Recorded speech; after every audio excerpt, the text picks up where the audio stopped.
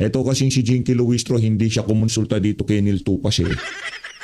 Kaya ngayon, ang dating parang tagilid ho ata ang impeachment nitong si Vice President Sara Duterte. Sa bagay, ito kasing si dating Congressman Neil Tupas, yung in-impeach nyo, itong si dating Chief Justice Renato Corona, hindi naman siya elected eh. Diba? Kaya yung public clamor at yung hindi basta-basta, kasi kay Chief Justice, binaboy siya ng binaboy nitong sina Neil Tupas, yung sila Barzaga. Noong 2012 to sila kasi magkakasama noon. Sila yung public prosecutor. Noong in-impeach itong si Chief Justice Renato Corona. Hindi naman yun elected. Diba? Pero dito kay Vice President Sara Duterte, iba usapan to. Merong 32 million na mandato to na nanggaling sa sambayan ng Pilipino. Pero bago natin pag-usapan, yung mga punto de vista na yan, itong si dating Iloilo Representative Neil Tupas Jr. Kung bago lang ho kayo sa page update, isang like at isang subscribe. Masaya na ho tayo dyan at sa mga gusto sumali sa ating community, yung join button nandyan ako sa baba.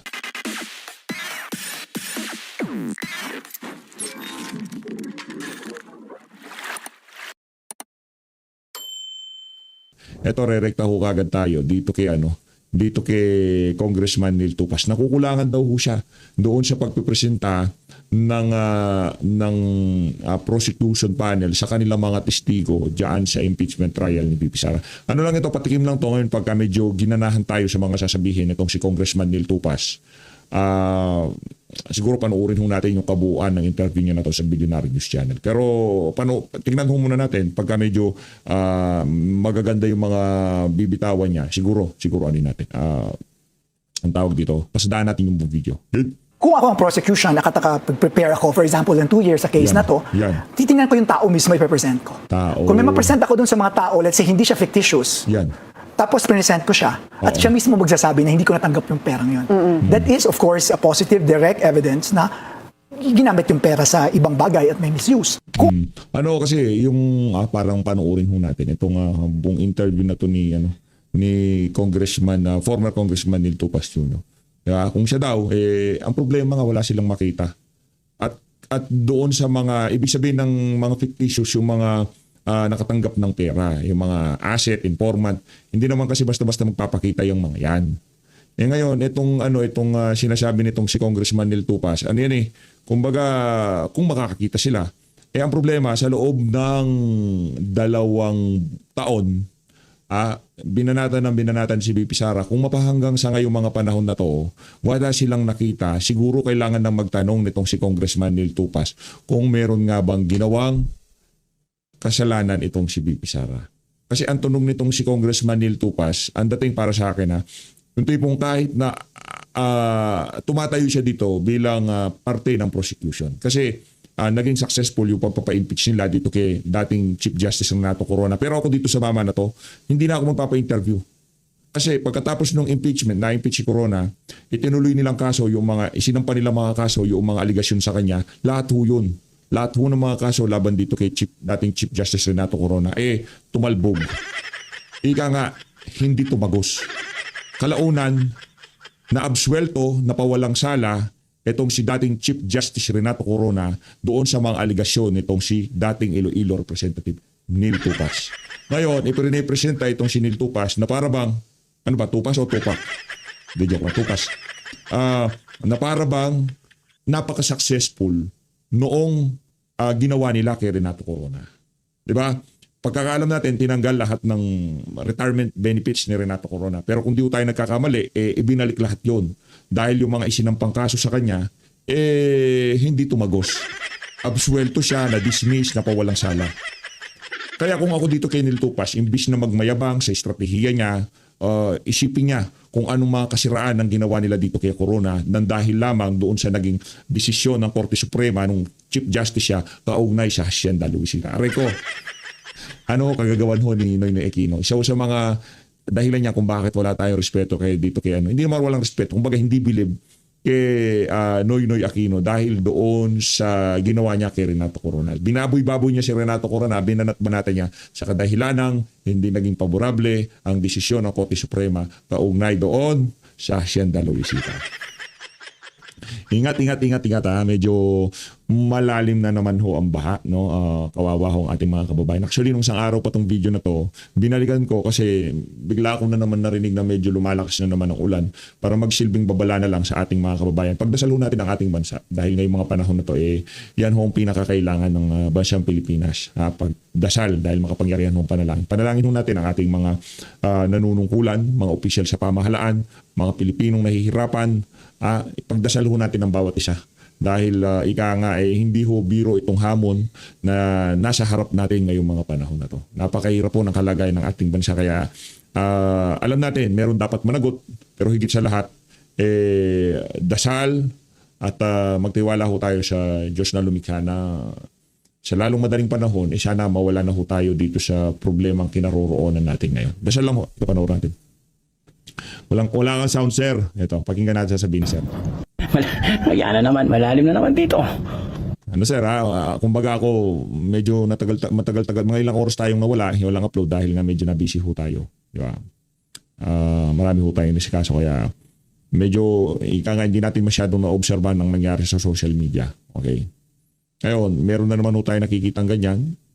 Imbis na magsisihan o kung ano pa man, pagdasal ho natin ang ating bansa at yung mga kababayan natin nahihirapan. Ito yung sa amin po. Ito yung... Pero hindi ibig sabihin palalampasin natin to.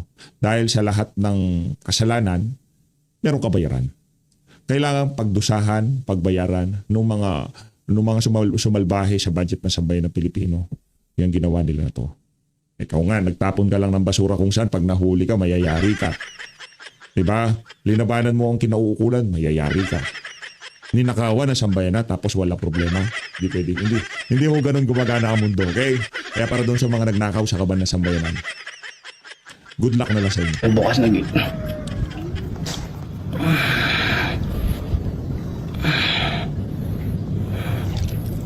Uy, lalim.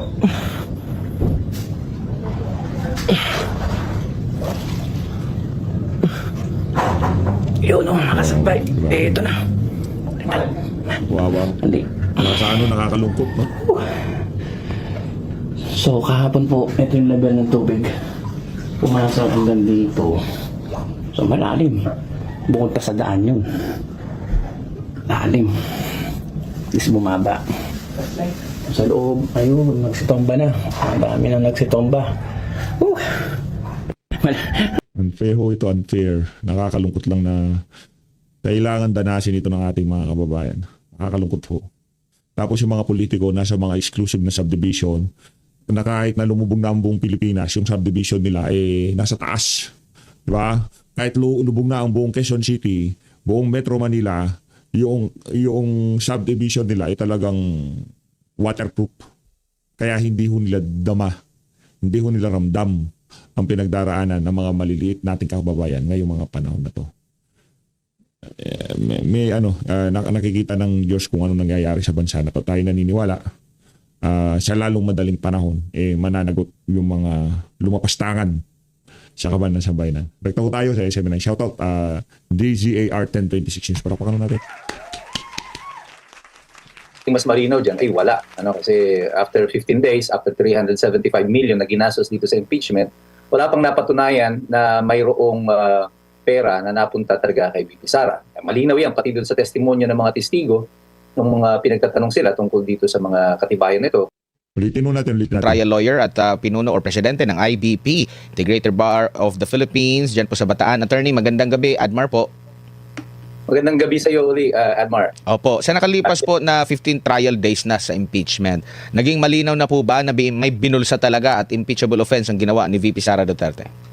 Well, actually, naging mas malinaw dyan ay wala. Kasi after 15 days, after 375 million na ginastos dito sa impeachment, wala pang napatunayan na mayroong pera na napunta talaga kay VP Sara. Malinaw yan, pati doon sa testimonya ng mga testigo, ng mga pinagtatanong sila tungkol dito sa mga katibayan nito. Ito ba ay pruweba ng katiwalian? Meron bang ebidensya magsasabi na napunta talaga sa Vice Presidente yung pera na yan ng confidential funds. So far, prosecution has not. Opo. I-audit natin yung auditor, attorney. Kung pagbabatayan natin yung kanilang mga pahayag sa nakalipas na mga araw sa impeachment, naging tama ba sa tingin nyo po? Makatarungan po ba yung proseso ng kanilang pag-audit, lalo na sa special na klase na pondo na confidential fund? Dito sa sitwasyon ni VP Sara, doon sa mga pagtatanong, naging malinaw na number one, hindi pa pinal itong findings na ito ng Commission on Audit because this is still subject to review. At mayroon pang administrative recourse ang Vice Presidente at mayroon pa rin siyang judicial recourse. Marami pa siyang hakbang. So ibig sabihin, yung sinasabi nila na mayroon ng prima facie case of corruption dahil mayroong notice of disallowance ay hindi applicable kasi nga hindi pa ito pinal. Naging malinaw yan sa testimonya muna ng testigo. Kung hindi pa pala ito pinal at wala pang krimen na nagaganap, bakit nandito na tayo sa impeachment?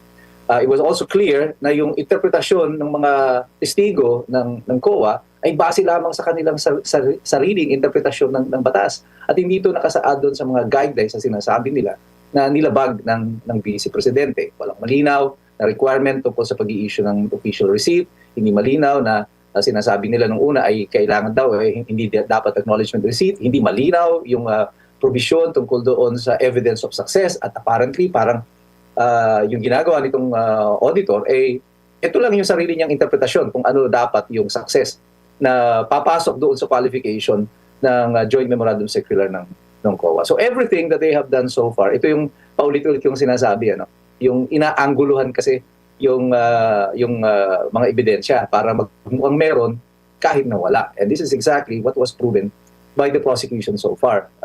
Salamat na lang doon sa direct examination, at saka sa cross-examination, lalo na doon sa pagtatanong ng mga ibang senador, naging malinaw sa lahat na wala naman pala talaga tayong pinag-uusapan ngayon dito sa impeachment. And so far as Article 1 is concerned. Opo, doon po sa auditor, tingin niyo po kulang ng competence po, attorneys. Sapat na ba na sundin lang talaga or dapat mas may malalim na pagkakaintindi sa nature ng paggagamitan nitong confidential fund po? Sapat na ba na okay na ako, isa akong auditor, basta ito lang yung JMC lang yung pagbabatayan na ako? Kasi marami pong doon halimbawa yung paggamit daw ng reward na kailangan may nahuli bilang proof of success. Hindi ba pagbibigay din ng reward sa isang individual kung makakakuha ka ng impormasyon na makakatulong para sa isang successful na pagpupulong or aktibidad, attorney, ano sa tingin nyo? Well, competence kasi, ang pinag-uusapan mo dyan, pag sinabing competence, will be your legal qualification. Ikaw ba ay kwalipikado sang-ayon sa standard ng batas para maging COA auditor? We presume na itong mga ito, dahil sila ay mga accountant, nag-qualify naman sila para sa trabaho na yan. However, yung authority to interpret the provisions of the Joint Memorandum Circular, yun ang wala dito sa mga COA auditors na ito. I don't think it's a question of competence. I think it boils down to a question of honesty. Nagiging matapat ba ang mga COA auditor dito sa kanilang audit na ginagawa o inaangguluhan ba ito para masigurado na may maisampa, not necessarily prosecute, but may maisampa lang na kaso laban kay Sara Duterte. Kasi nga sa aking palagay, yung opinion ko ito, base dito sa lahat ng mga nagaganap mula doon sa House of Representatives since last year. This impeachment is nothing but a propaganda campaign against the Vice President. However, napakamahal na propaganda nito kasi pera ng taong bayan ang ginagastos sa propaganda na ito. So, competent-wise, I think they're... Alam niyo mga kababayan, pagdating dito sa KVP Sara, sa totoo lang, ngayong mga panahon na to, hindi na ho tayo nababagabag. Kasi mga bagay-bagay sa ating buhay, gustuhin man natin o hindi. Kagaya nitong akala natin kay Marcos Jr., magtutuloy yung kay dating Pangulong Rodrigo Duterte, nag-all out tayo, iba yung naging outcome. Ngayon dito sa pagpresidente ni VP Sara, kung loloobin ng Diyos na lumikha na siya maging presidente ng Pilipinas, so be it. Ngayon kung wala talaga, hindi ho natin maipipilit yan. Kung maabsuelto siya, siya magiging presidente. Pag hindi siya naabsuelto, kung sino man ang italaga niya na para suportahan, yun ho ang ating susuportahan. 110%. Dahil naniniwala ho tayo at nakita natin nung panahon ng dating Pangulo, kahit paano, nagkaroon ng fighting chance sa mga mahihirap. Hindi sa pamamagitan ng ayuda, hindi sa pamamagitan ng kung ano pa mang pagpapapogi ng mga politiko. Bagkus, yung makatutuhan ng laban, nagkaroon ng free tertiary education, nagkaroon ng kahit paano talagang nabigyan ng dignidad ang ating mga kababayan. Especially mga mahirap OFW, mga minimum wage earner, di ba? Yung daan, hindi sila takot sa kalsada. Yung mga maliliit na bagay ho na yun, napakalaking impact ho nun sa kabuuan ng ating bansa. Kaya kung sakali man, kung sino man ang endorser ni VP Sara, ma-impeach sila. Yung ma-impeach, malabong mangyari. Malabo. Napakalabong mangyari yun. Pero, kumbaga, worst case scenario, handa ho tayo dyan. Handa ho natin tanggapin yan o kung ano pa man. Pero yung 16 na boto, magkano na ba tayo? Teka lang, check ko lang ha. Para we're at the same page, ka nga. 400 million. Ano na napatunayan? Hanggang ngayong mga panahon na to, fishing expedition. Kailangan ko na palang i-update to. Bukas pala, 425 na. Pagkatapos yung kinabukasan, 450. Next 75 next Monday. Next Monday pagkatapos ho nitong Lunes na to, sa susunod na Lunes, kalahating bilyon na ho tayo. Palakpakan. Grabe milestone ho ito. Kalahating bilyon na ginastos galing sa kaban ng sambayanan para siraan yung kanilang makakalaban sa 2020. Di ba ang klase? Competent. But honesty at saka yung integrity ng kanilang audit na ginagawa, that is the thing that is subject to suspicion at the moment. Opo. Yung mga insinuation dati pa, yung mga pinupukol na issue kay BP Sara, mula doon kay Mary Grace Piatos, pinaglaanan ng pondo at kung ano-ano pang mga pinalutang mula noon hanggang sa kasalukuyan, pati kahit na sa sa impeachment trial, mayroon pa rin sila mga insinuation. Ito bang lahat sa pagtatanong ng depensa ay nabigyan na po ng linaw at hindi na kailanman pwedeng gamitin ng mga kalaban ni VP Sara na issue laban sa kanya? Well, here's the thing. Lagi kong sinasabi, itong impeachment na ito, dalawang korte ang dumitinig nito. Yung korte ng impeachment court and the court of the bar of public opinion. Tayo yun. I think itong presentasyon na ito ng ebidensya sa Senado is not designed to impress the Senate. Kasi yung Senado, you have to be, let's be honest about it. Be realistic about it. Bago pa nagumpisa ang impeachment hearing, may boto na yung mga yan eh. Correct. The impeachment is not a legal process. It is a political process. That is the reality of it. This will not be decided along yung mga legal arguments and evidence. This will be decided along political line. Ang prosecution and the majority right now, I call them the BBM 13, this is their dilemma. They do not have sufficient number to impeach, to remove Sara Duterte, to declare her guilty. Because they needed 16, they only have 13. Sabi ko nga, ma-imagine mo ba na itong mga Tulfo brothers ay i-acquit si Sara Duterte after everything that they have said? Would you imagine na si Senator Robin Padilla will vote to convict si Sara Duterte? It's not, di ba? It's not possible. That's craziness kung isipin nyo yan. So para kanino ngayon itong impeachment ito? Ang impeachment nito ay para sa iyo, para sa akin, sa lahat ng mga nanonood. To impress us na itong si Sara Duterte, ang ating Vice Presidente, ay mayroong kasalanan. Kaya nga sinasabi ko na I think that this is nothing but a propaganda campaign against the Vice President. Kagaya ng ginawa noon kay Jejo Marbinay bago siya lumaban noong 2016. Siya ang leading candidate. So the administration noon, sila Pinoy, the Liberal Party, created scenarios. They filed cases, investigations against kay BP Binay hanggang nasira si BP Binay leading towards the election. They're employing the same strategy right now. Parehong-pareho ito. And I think the people are not being fooled. Walang naloloko dito sa nangyayari nito na proseso. Parehong-pareho lang ito. And that is why I think the prosecution is losing this, yung kaso na ito, in both ends. In terms of the legal process sa Senado, dahil hanggang ngayon wala pa silang ebidensya. Ikalawa, they are also losing this in the propaganda sense. Dahil hindi sa tingin ko nagiging epektibo yung kanilang propaganda na ito laban kay BP Sara. Kagaya ng naging epekto noon kay Jejo Marbinay.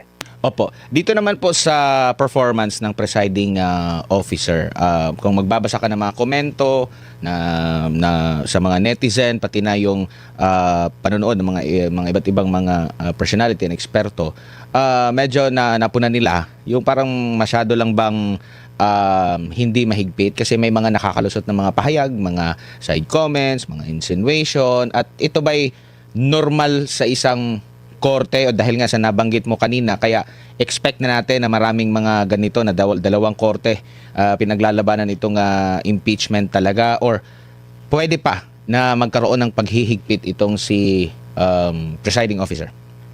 Well, malalaman natin sa Lunes. Pinangako ni Chis Escudero, nagagawa siya ng deklarasyon ukol dito sa mga komento na ito. I think ang pinatutungkulan niya dito is more of the prosecution. Kasi sila yung mahilig may bukod doon sa press con, may kanya-kanya pa mga posting, may mga parang gusto rin maging vlogger ng mga abogado ng prosecution, and I think they are the ones na pinatutungkulan ni Chis Escudero. But in general, I think Chis Escudero is doing a fairly decent job.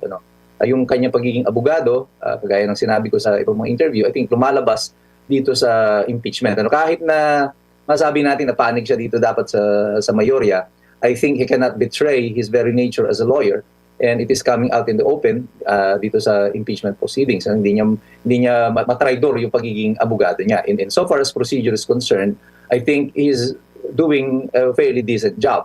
Ito nga lang, yung mga punto na ito, na parang medyo masyado nagiging maluwag siya sa prosecution in allowing yung mga comments na ganito. Dahil na napayagan niya yung ibang masyadong maraming mga side comments.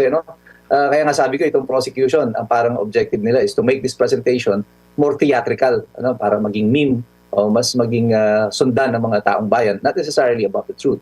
Most of the statements kasi na binibigay, mga personal na, parang wala na siyang lugar sa isang formal na proseso kagaya ng isang impeachment court. Opo.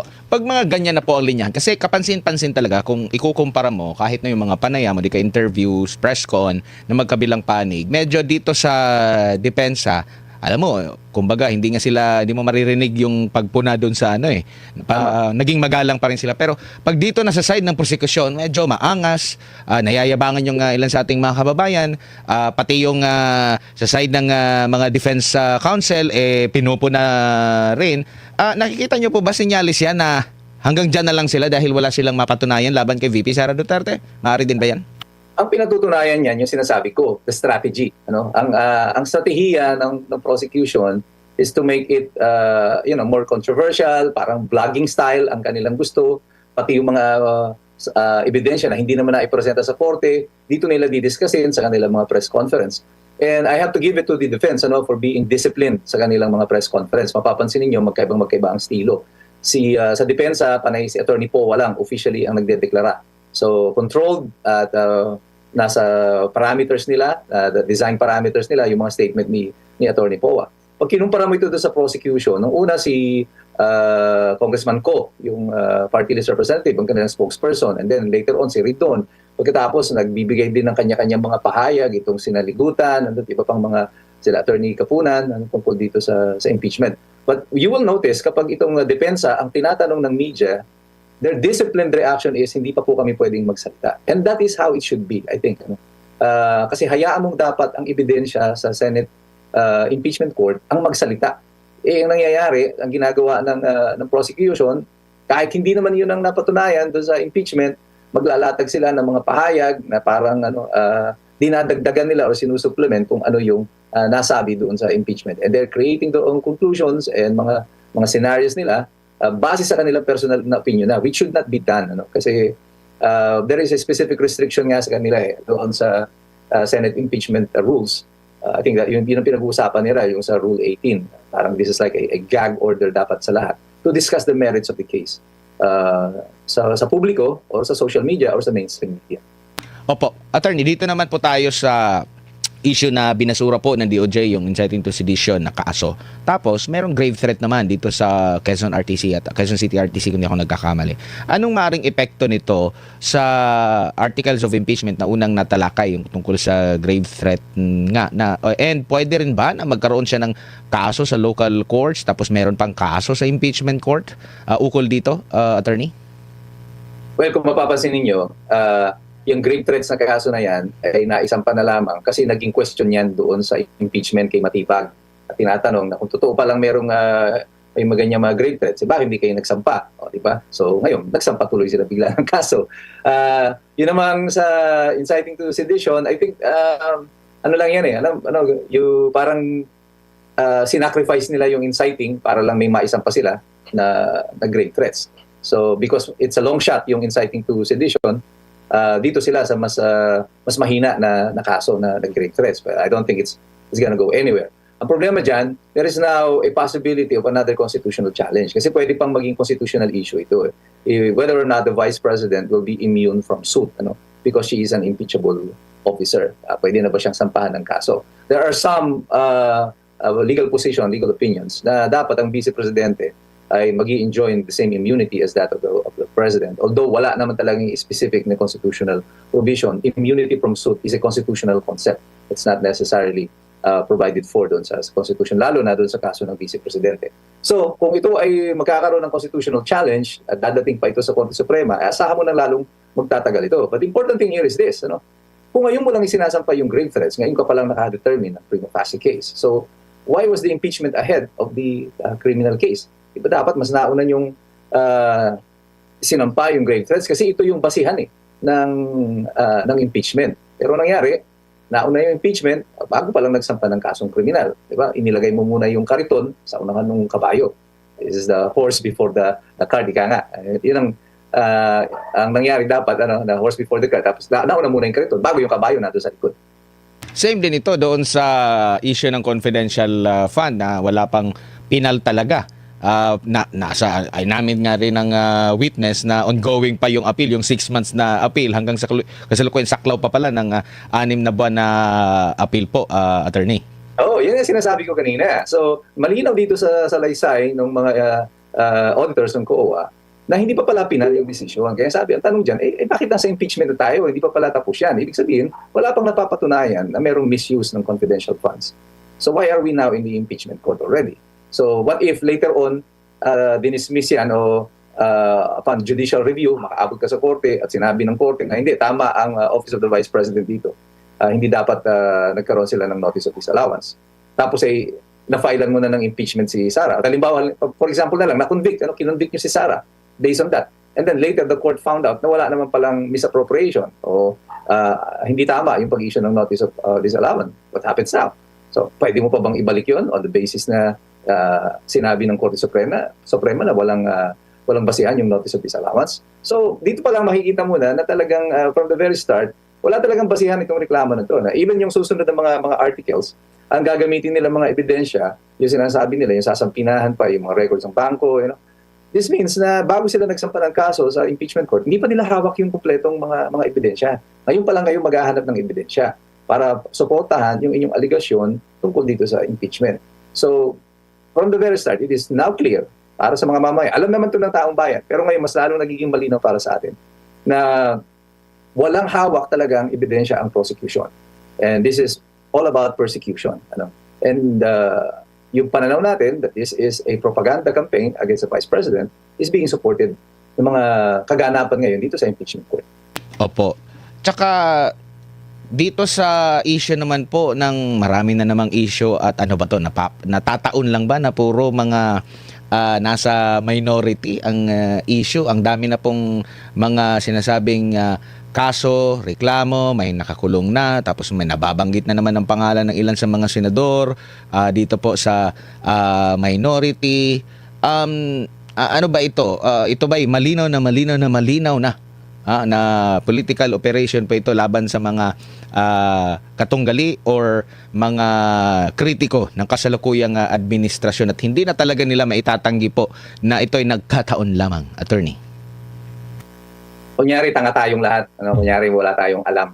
Pwede nating sabihin na, nagkataon lang yan. Aksidente lang yan na ang may kinukulong ngayon at kinakasuhan na nandun sa opposition.